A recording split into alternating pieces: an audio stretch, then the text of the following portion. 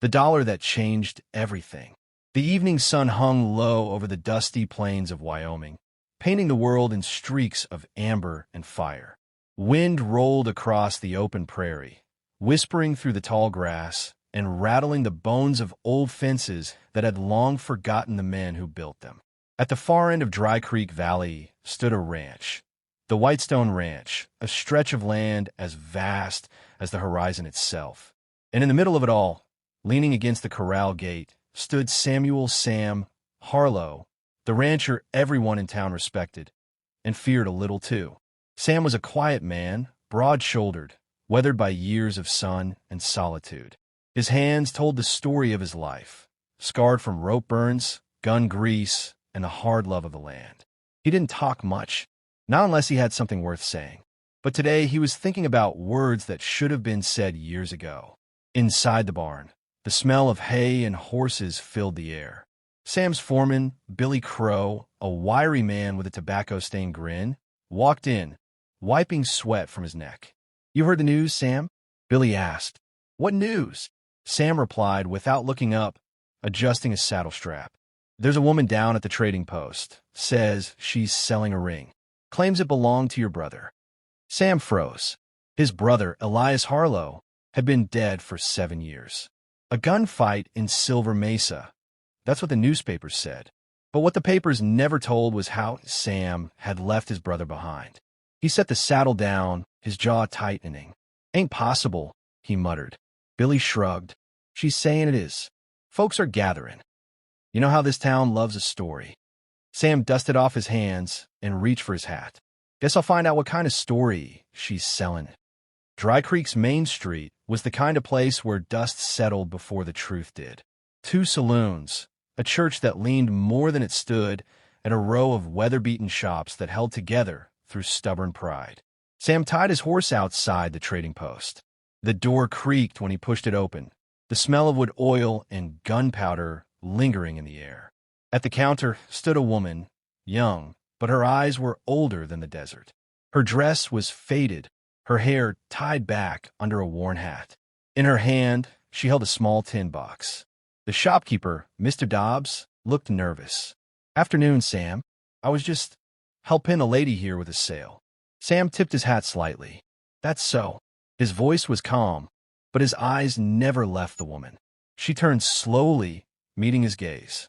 "You're Samuel Harlow," she said. "Elias's brother." Sam's heartbeat stumbled for a moment. "I was," he said carefully. "And who might you be?" She opened the tin box. Inside was a silver ring, engraved with the letter H. Sam's throat tightened. It was his brother's ring. "Where'd you get that?" he asked. The woman hesitated, her fingers brushing the metal as if it burned her. "He gave it to me before he died." The room went still. Billy's voice from the doorway broke the silence. "Ma'am, that's a mighty bold thing to say." She looked at him, then back at Sam. "It's the truth. My name's Clara Reed.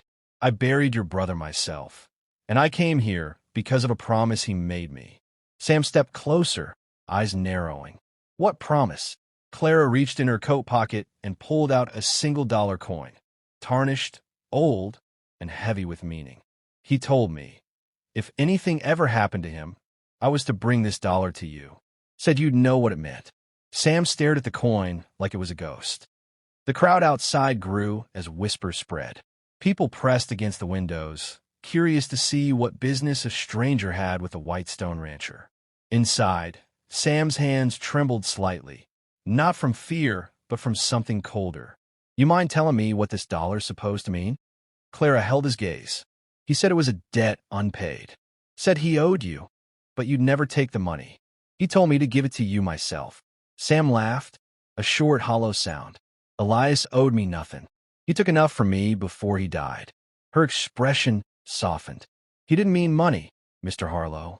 He meant forgiveness." Sam's face went pale. For a moment, the world outside faded.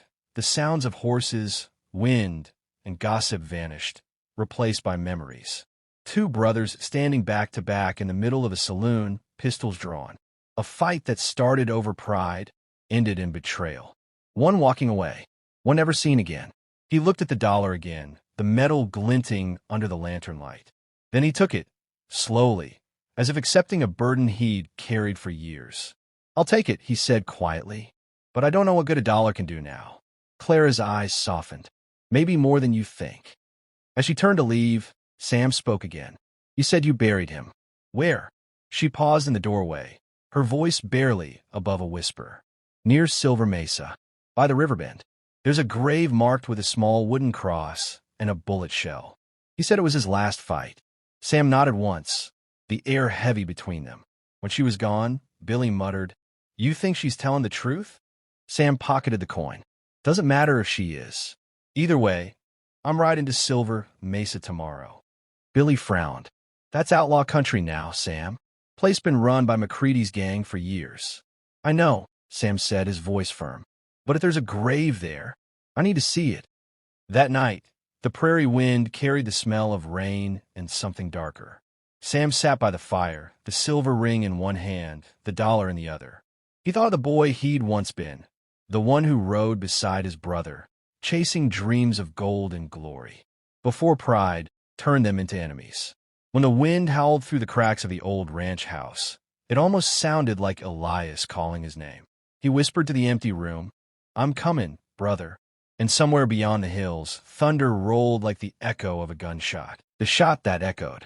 The morning broke gray over the Wyoming plains, with the promise of rain clinging to the horizon. Sam Harlow saddled his horse before the sun even rose. He moved with quiet purpose, the kind that comes from a man who's made peace with danger. He tucked the silver ring into his coat pocket and the $1 coin beside it. As he mounted up, Billy Crow stepped out of the barn, rubbing sleep from his eyes. "You really mean to ride all the way to Silver Mesa alone?" Billy asked. Sam gave a faint nod. "Ain't about choice. It's about finishing what I left undone." "Then let me ride with you," Billy said quickly. Sam looked at him for a moment, then shook his head. "This is between me and Elias." He clicked his tongue, and his horse, an old chestnut named Dusty, took off down the open trail. As the sun climbed higher, the land changed. Green faded to gray, and the wind began to whisper the stories of the men who died chasing dust and gold. Silver Mesa loomed in the distance, carved by time and scarred by violence. By noon, Sam reached the outskirts, an abandoned town that had once been alive with miners and outlaws. Now, only echoes and bullet holes remained. He tied his horse outside what used to be a saloon, its windows shattered, the sign hanging crooked. Inside, the floorboards creaked under his boots. And there, sitting at a table in the corner, sipping from a tin cup like it was still 1873, was Clara Reed. She looked up when she heard his steps. "I knew you'd come," she said softly. Sam's hand hovered near his gun. "You lied to me." She didn't flinch. "About what?" "About burying Elias. You said you did it yourself. But I checked the sheriff's old records in town before I left. There was no grave marked Elias Harlow by the river bend." Clara's eyes flickered. "You don't understand." Sam's voice hardened. "Then make me understand." She sighed, setting the cup down. "Your brother didn't die that night, not right away. He was wounded bad. Yes, but I found him. He was hiding from McCready's gang. They wanted him dead for stealing from them. I nursed him back long enough to hear his story." Sam's heart hammered in his chest. "You telling me Elias was alive after the gunfight?"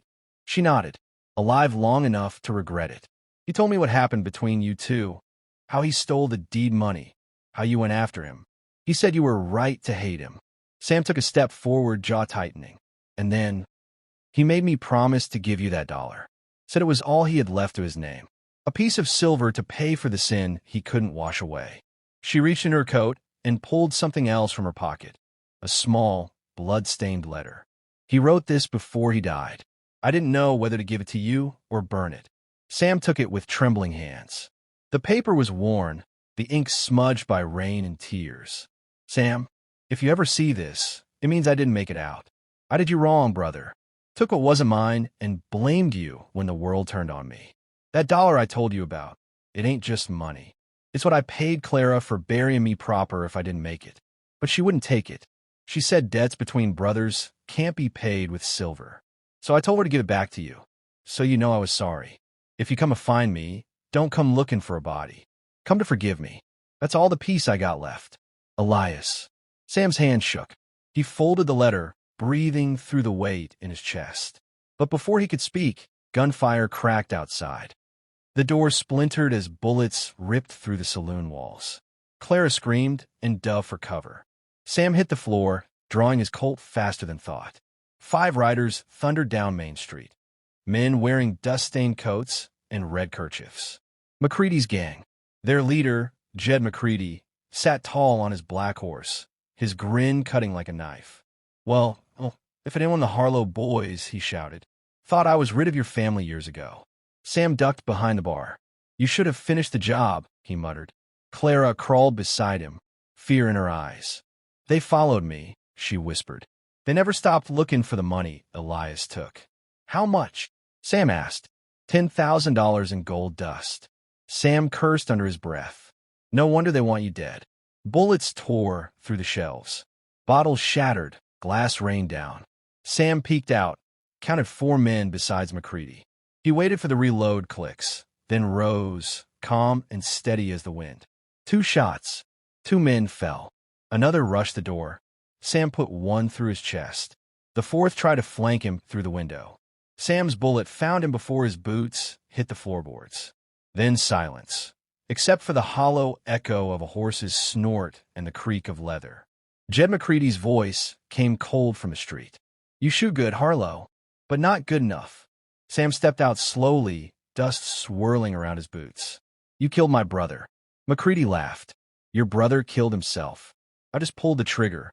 Their eyes locked. The world narrowed.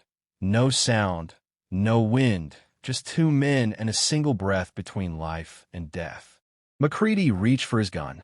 Sam fired first. The shot rang across Silver Mesa, echoing off the canyon walls like thunder from a storm that had been waiting years to break. McCready fell backward into the dust, his revolver slipping from his fingers. Sam stood there, smoke curling from his barrel, chest rising and falling with something that wasn't victory, but release. The rain came that evening, soft and clean. Sam and Clara buried McCready in the same patch of ground where Elias had once been left to die. The soil was still red from the clay, but the air smelled like forgiveness. Clara placed the silver ring on the grave. He said you'd come, she whispered. Said he hoped you'd find peace here. Sam knelt, pulling the $1 coin from his pocket. He set it beside the ring, pressing it into the dirt. He bought it, Sam murmured. Guess it's paid for now. Clara looked at him, her eyes glistening. What will you do now? Sam stood, looking toward the fading light over the hills. Go home. Maybe rebuild what's left of it. She smiled faintly. Maybe you don't have to do it alone. Sam glanced at her, the woman who carried his brother's last words, who'd faced the same ghosts he had. Maybe I don't, he said softly. They rode out together, 2 silhouettes against the dying sun. A rancher and a woman bound by the memory of a man neither could forget. The wind rose again, carrying with it the sound of thunder far away, or maybe, just maybe, the echo of a single gunshot that had finally found its peace. The end.